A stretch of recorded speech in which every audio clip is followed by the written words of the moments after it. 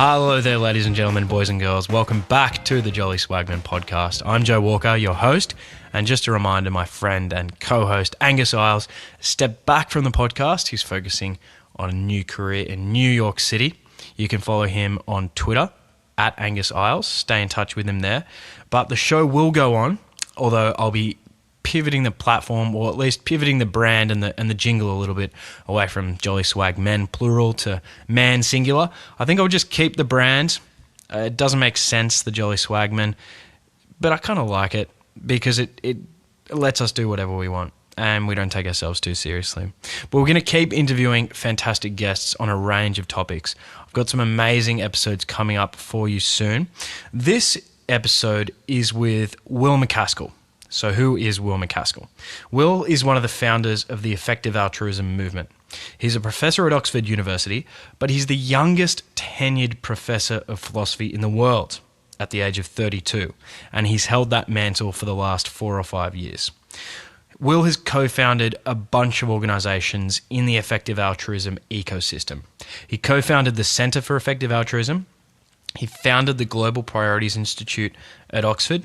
He's the co-founder and president of 80,000 Hours, an organization which helps you have the most impact in your career. I interviewed their director of research, Rob Wiblin, last year.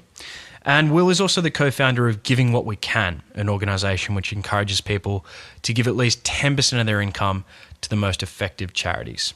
His non-profits have collectively raised over £1.13 billion in lifetime pledged donations, and he's also the author of the book Doing Good Better, which was lauded by the likes of Bill Gates, Stephen Levitt, and Steven Pinker. Now, is charity a personal matter where we select the causes that we feel most attached to and leave it at that? Or do we have a moral obligation above and beyond that to try and do the most good we can wherever that good happens to be? In other words, should we search for and give to the most important causes and effective organizations? And how do we determine what those causes and organizations are in the first instance? Well, these questions are the crux of the conversation you're about to listen to with Will. And I really hope you enjoy and take something away from this that might encourage you to think more about how you can do the most good in your life. So without much further ado, please enjoy my chat with Will MacAskill. Will, welcome to the podcast. Could you please introduce yourself to us before we get started? So I'm Will MacAskill, and I'm an associate professor of philosophy at Oxford University and one of the co-founders of the organizations 80,000 Hours, Giving What We Can, and the Center for Effective Altruism. And right now I'm working as part of an organization called the Global Priorities Institute at Oxford University. Great. So let's get straight into it. Can you begin by telling us why some charities are better to give to than others? Right. So many people think that if you're trying to do good, such as by giving to charity, what really matters is just, good intentions. If you're really well-meaning and you're trying to make a difference with your money or your time, then probably things are going to go okay. I think, sadly, that's not the case. And so I often tell a story of a program called Play Pumps International, charity that was operating in South Africa and some other countries. And the idea behind the Play Pump was that it was a children's merry-go-round that would double as a water pump for the local community. So children would push this kind of brightly colored merry-go-round, and the power of children's play would provide clean water. And in the early 2000s, this was a really hot idea. It got a lot of positive press attention. Newspapers called it, the magic roundabout. It won a World Bank Development Marketplace Award.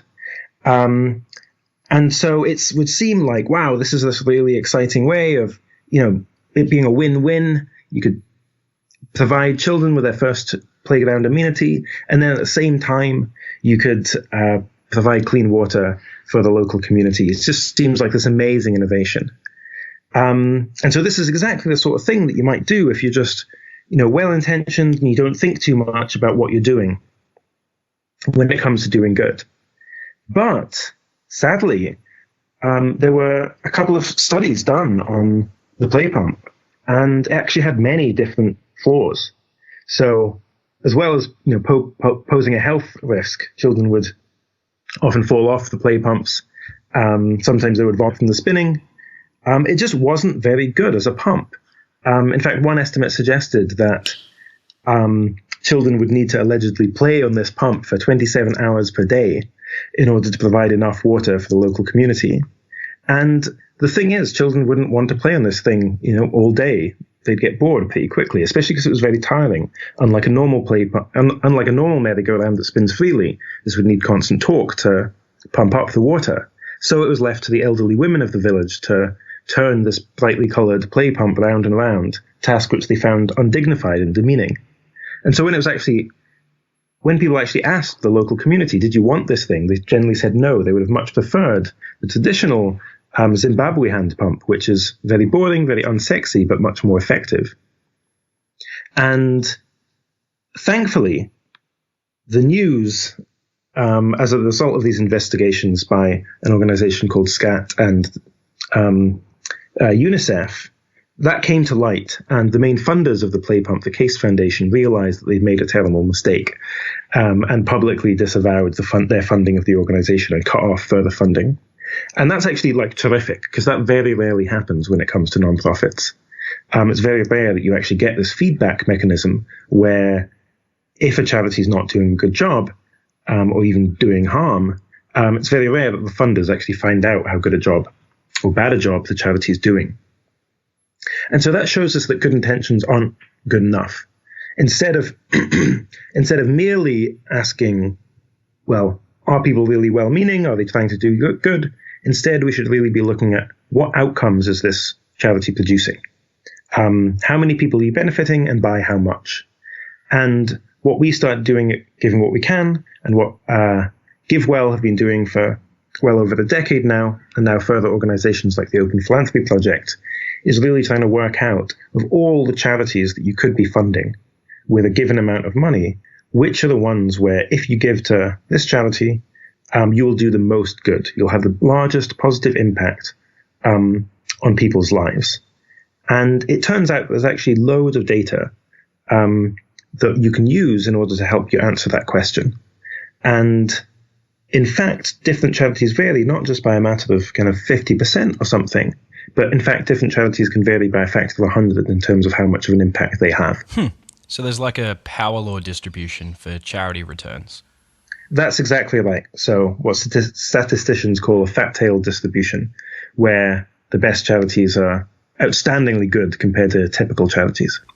Will, I want to ask you about the founding of the Effective Altruism movement now.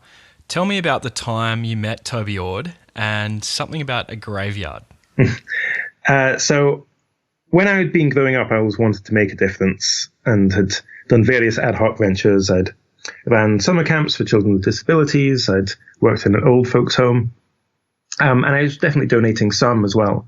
I'd been very convinced by the arguments of Peter Singer and was just really trying to wonder, what should I do in order to live my life in accordance with my own values? And I had come to Oxford to do a PhD in philosophy, and at the time I was really aiming to be the most sort of esoteric, abstruse philosopher you can imagine. If you wanted to know why the word cup refers to cups, I was going to be the specialist in that. But it just made me think, well, this isn't me living my life in accordance with my own values. And so I started going around all the academics I knew, various philosophers, asking, well, what sort of impact do you think you've made with your work? And universally, they'd say, yeah, absolutely none. And that was really quite disappointing. And this was until I got put in touch, for different reasons, actually, with another graduate student called Toby Ord. And I remember seeing on his website that he took the problem of extreme poverty very seriously.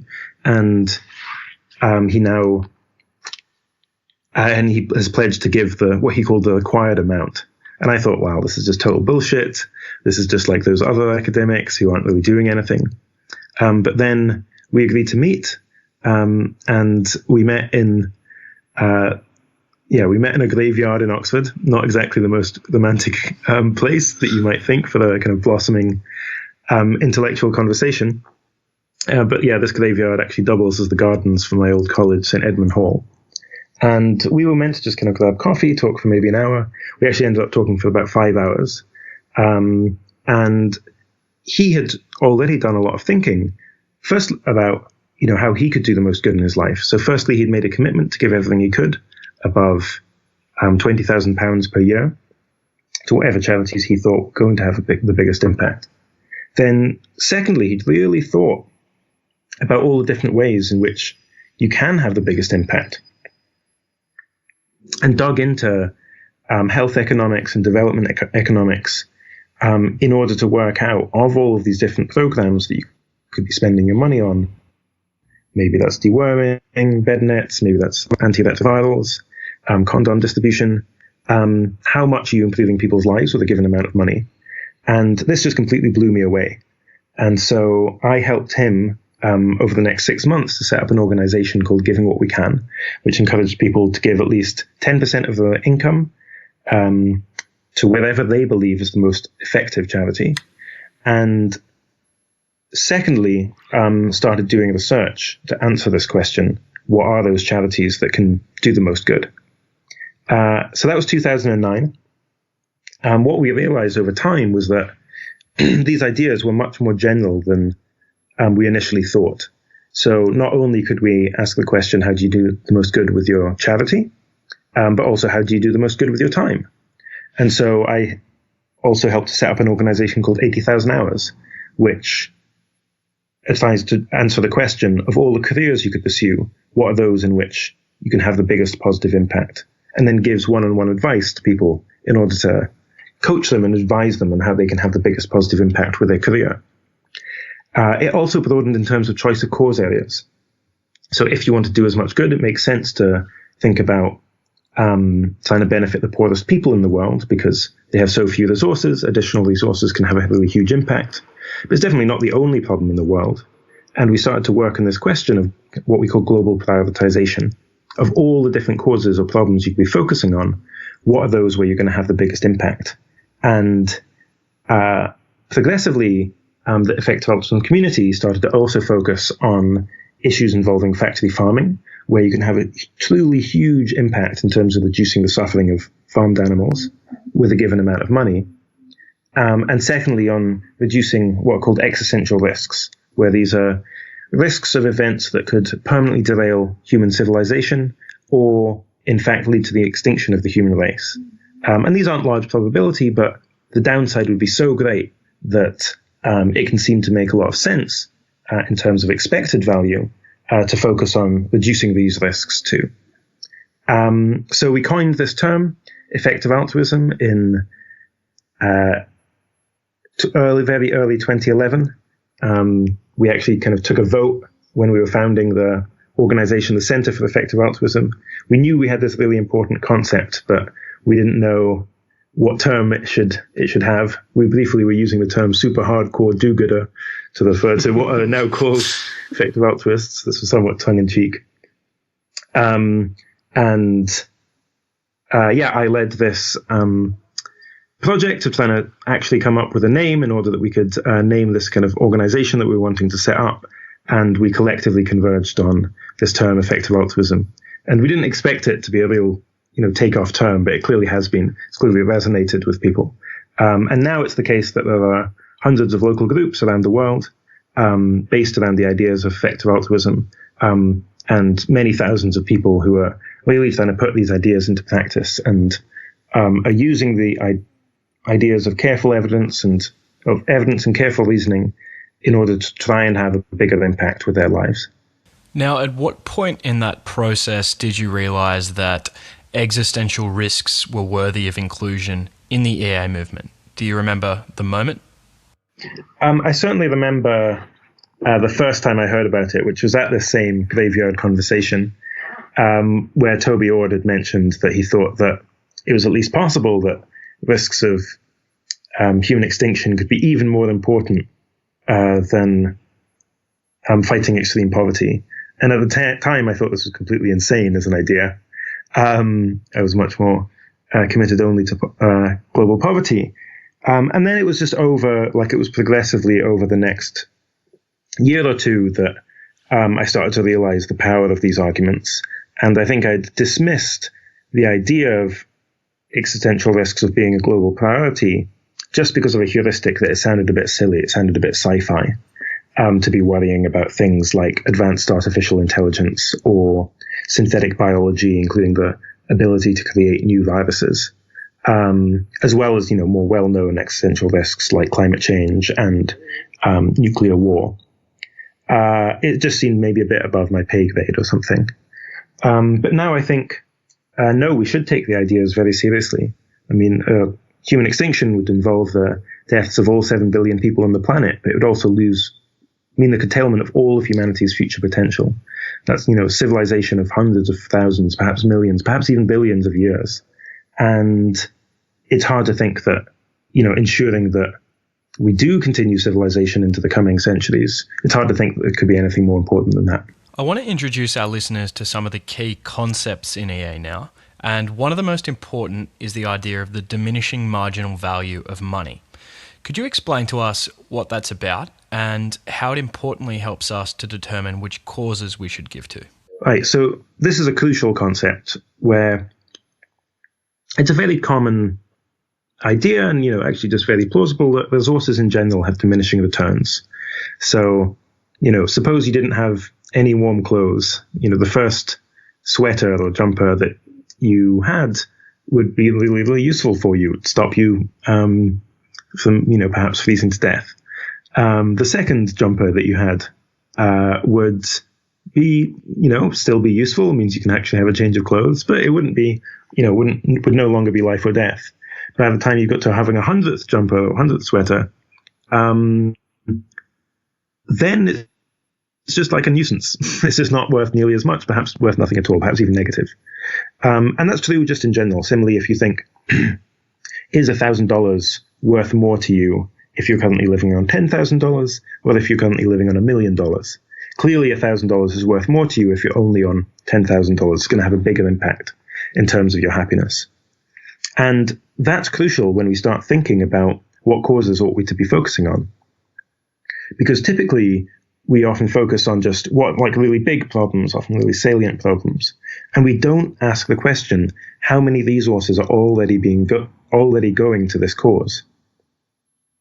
And one example of this is disaster relief, where when there's a major natural disaster, like an earthquake, huge amounts of funding, comparatively speaking, I mean, I definitely don't think it's overfunded. I think it's still a great use of money, but very large amounts of money compared to what I would call ongoing natural disasters like malaria, tuberculosis, HIV/AIDS are spent.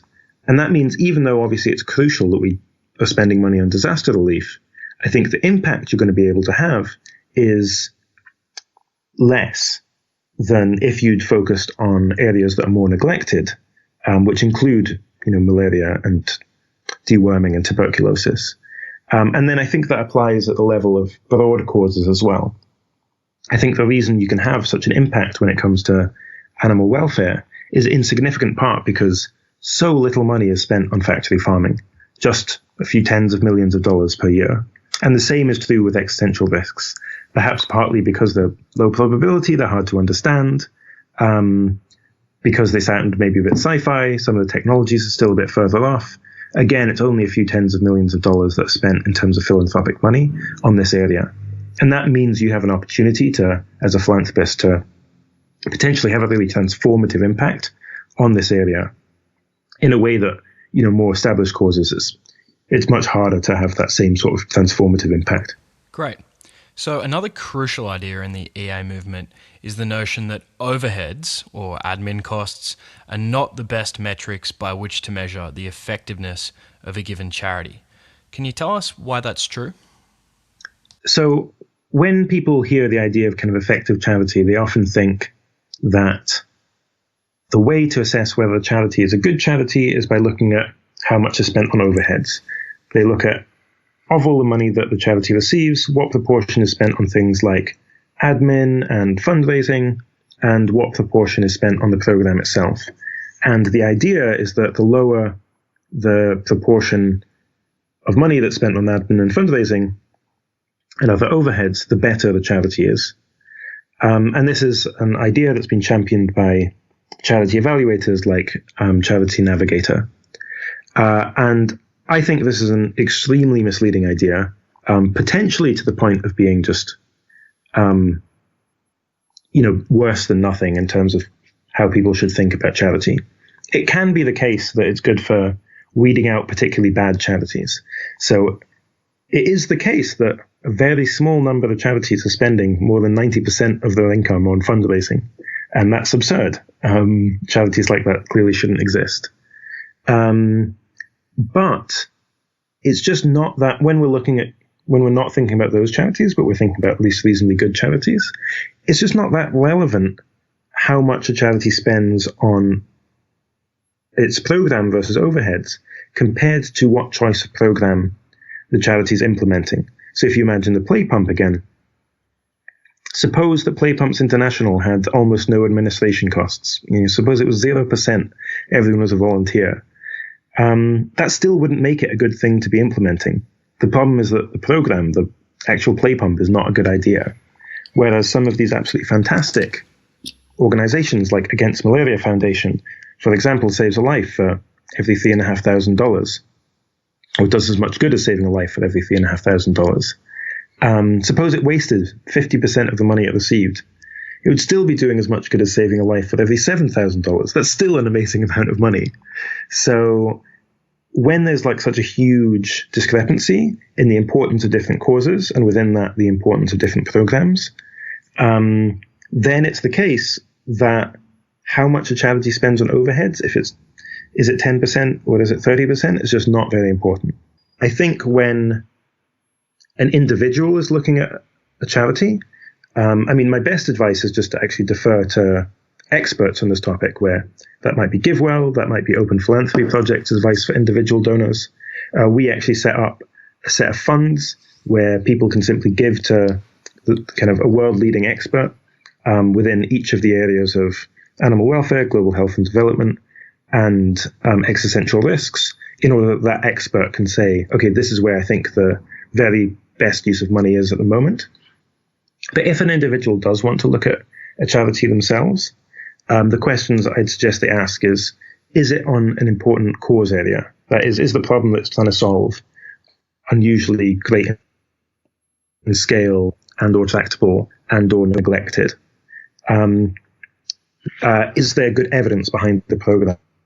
Are the people in charge of running this organization particularly competent? Do they have particularly good credentials, whether that's experience running organizations very effectively or kind of research background as well? I think for an individual donor, going the kind of further step of trying to make an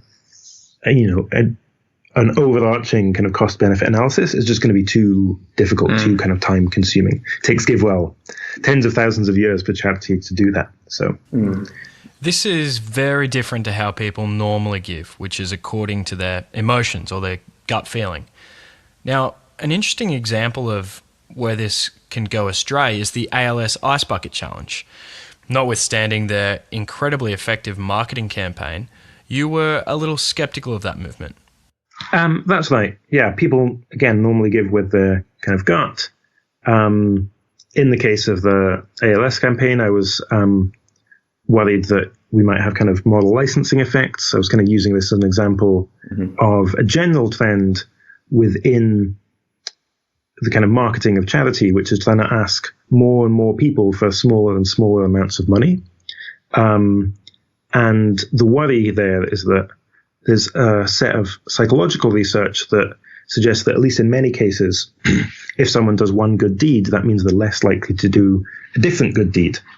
And so if you get people to donate a small amount of money, perhaps to a charity that's also not among the most effective charities, there's a very significant chance that you've therefore caused them to not donate somewhere else. So you've kind of moved where they donate, but you actually haven't increased their total donations.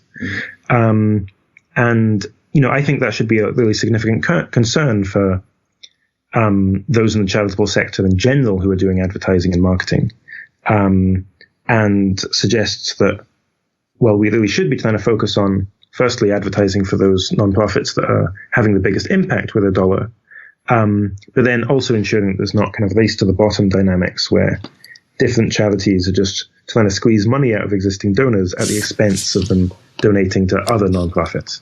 We want to be increasing the pie rather than just moving it around. Certainly sometimes people can misunderstand what we're saying, and sometimes use this term that's that they put in our mouths, which is that we're saying that some charities are not worthy. And we'd never use a term like that.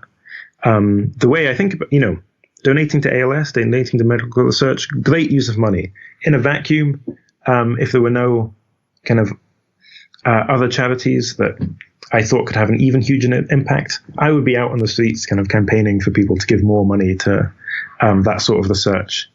So it's not that I think these organizations aren't doing good. It's just that we live in this very unusual world, a world where even relative to these extremely good uses of money, we can have 100 times, 1,000 times as much impact by spending that money elsewhere. And so just in the same way as saying, like, well, if you say one investment opportunity is, really, really exciting, that doesn't mean that other investment opportunities aren't also good, even if they're not as good. That's the same sort of idea that we're saying with charities as well. There's a really big difference between a charity being optimal and a charity being unworthy. Continuing in this vein of common objections to effective altruism, I listened to your debate with Giles Fraser at Church House in 2015. And the two main objections that Giles raised to you were, one, that charity is a personal issue and that it's legitimate to be guided by our emotions. And two, he seemed to equate effective altruism with pure utilitarianism. And he argued that if an effective altruist was faced with a choice between saving a child trapped in a burning building and saving a Picasso trapped in a burning building, the effective altruist would choose the Picasso over the child because they could sell the Picasso for lots of money and, for example, give that money to an effective charity like the Against Malaria Foundation, who would distribute bed nets around Africa and ultimately save many more lives than just the one. Tell us, what were your responses to these two main critiques? So on the second idea that effective altruism simply is utilitarianism, that's just definitely not the case. So effective altruism is about making outcomes better, making the world a better place. Any moral view that's got any shred of plausibility thinks that's at least one part of living a good ethical life, is making the world better. Utilitarianism is distinctive insofar as it says it's the only thing that matters. All our actions, no matter what we do, is about maximizing the good. It understands that in terms of improving people's well-being by as much as possible. But all effective altruism is saying is, hey, well, you should at least be thinking about how you can do so. And here's how you can do so. Well, here's our best guesses at the moment about how we can do the most good. And any plausible moral view is going to say that that's part of what matters. They might not say you should violate people's rights in order to do it. They might not say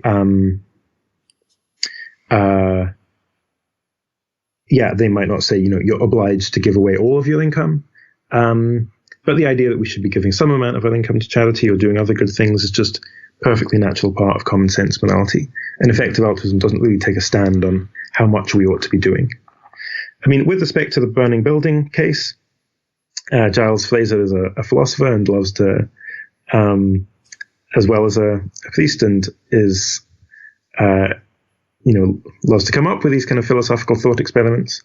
I do think in the world, the way the world is, in this highly idealized abstract thought experiment, I think it would have to be the case that the better thing to do is to save the Picasso and if you could, in this weird thought experiment, thereby save the lives of thousands of people around the world. The way to see this, Sorry, just to jump in there. I mean, one of the reasons it sounds so egregious is simply because of the particular details with which he's constructed that thought experiment.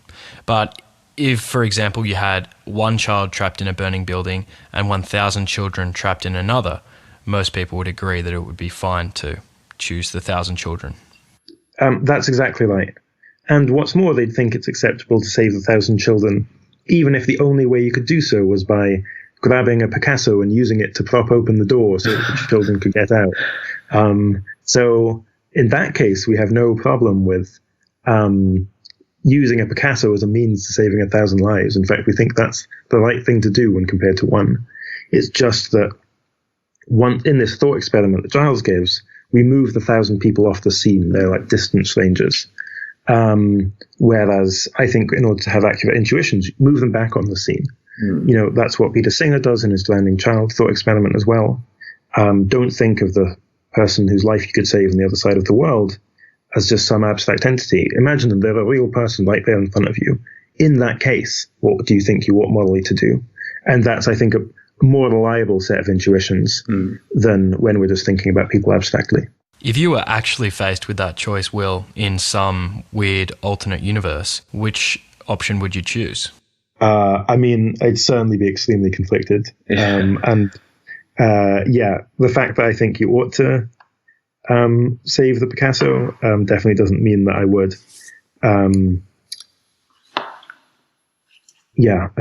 I'd almost certainly save the child, I think. Yeah. I mean, doctors have to face this all the time, and I talk about this in my book, Doing Good Better. And the way the doctors have, where in an emergency room, they have patients of all sorts of different conditions coming in, and they have limited resources, so they need to figure out how do they prioritize among these patients.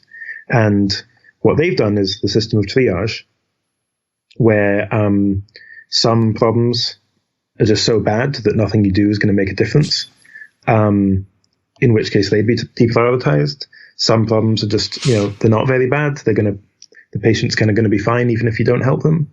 And for some patients, the difference, you're going to have a really big difference if you choose to spend your time trying to treat them. And those are the patients that you should try and focus on first. So, when it comes to these real life or death decisions, we make, we're very happy with this idea of triage. We're very happy with this idea of prioritizing. And I think what we don't realize is that we're in that situation all the time. Every moment of every day, we are in that emergency room because we could be choosing how to spend our money one way rather than another, which would involve very significantly impacting the lives of one set of people rather than another. And that's a very stressful thought. I'd encourage people just to condense that thought perhaps into one time a year where they decide about how to spend, their money and think about their career and so on. But that is just the fact of the world we live in. Now, Will, jumping to a slightly different topic, you and 80,000 Hours give some quite counterintuitive career advice, which is that in thinking about how we should structure our careers and choose where to work, you advise young people and graduating students not to necessarily choose what they're passionate about or what they love, which seems to fly in the face of a lot of the career advice dished out to young people or people leaving school. How did you arrive at that conclusion? So there are two ways of thinking about this idea that's very, very common career advice, that people should just follow their passion. The first and most fundamental is that it thinks very much about careers in terms of like what am I like, rather than what the world needs. And it just is the case that focusing on some areas, some problems, you're going to have more of a contribution than others, because there's just more need. So if I dedicated my life to, singing bad karaoke or something, I'm probably just not, even if I was the most passionate person in the world about that activity, I just wouldn't make that much of an impact. Similarly, whereas if I was focusing on something that's, very neglected, very important, like factory farming or existential risks, global health and development, I'm going to have a much larger impact because this is an area that's really crying out for, talented people to be working on it. So that's the first thing. It's, I'd encourage people to think, in significant part, not the whole part, but in significant part about what does the world need rather than simply, what do I want to do? But then the second part is that even if you're just thinking about having a, rich, rewarding life, successful life, I think follow your passion is kind of the long framing. And this is for a couple of reasons. One is that most people just don't have work-related passions. In one study, only 4% of students had work-related passions. Lots of people had passions, but they're all for, art and music and sports, which precisely because everyone's passionate about them are unbelievably difficult to actually find a career in. And the second is that passions change over time. We tend to think that the way we are now is how we're going to be in 10 years' time. But people's interests change an awful lot. And finally, this idea of passion. The way you get passion is not that you're just kind of born with it.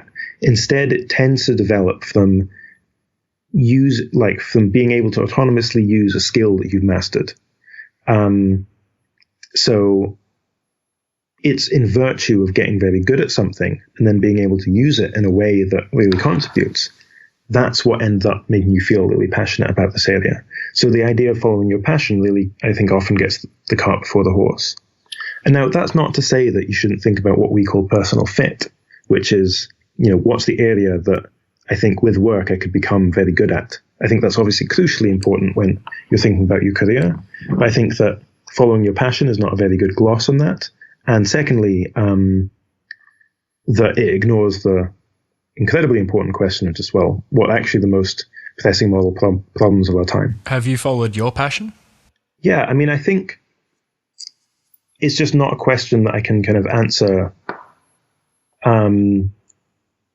precisely because I think, in a way, I'm passionate about many things. Certainly, I never would have thought that I'd be passionate about setting up non-profit organizations, which include things like fundraising and management, or public speaking, or I do kind of a very large array of things. And in most cases, it is the case that I didn't have any pre-existing passion, but I thought this was a really important thing that no one else was doing, so I better do it. And then as a result of kind of developing skill in those areas, I kind of did develop a passion for that. Similarly, even within philosophy, so it's certainly the case that I've always been very driven to by ideas, including big ideas and academic thought. But even then, if I'd been following my passion, I would have been that abstruse philosopher of language and logic. I'd been working on studying Wittgenstein. And so instead, I switched my research focus and I work on questions related to effective altruism within ethics. That wasn't something I had much background in when I made the switch, but is now something, yes, I'm incredibly passionate about. I think it's incredibly important. And so much more in my life, I feel extremely passionately about the work that I do. But that's because I think it's important, and because over many years I've developed skills and expertise in these areas. Awesome. Will MacAskill, thank you so much for joining me. Great, thanks so much.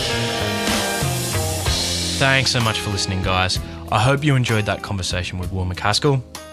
Links to everything we discussed can be found on our website, thejollyswagmanmen.com. And if you want to follow Will on Twitter, his handle is @WillMacAskill. And if you want to follow me on Twitter, my handle is @JosephNWalker. Until next time, thank you for listening. I treasure you and I appreciate you. Until next time, ciao.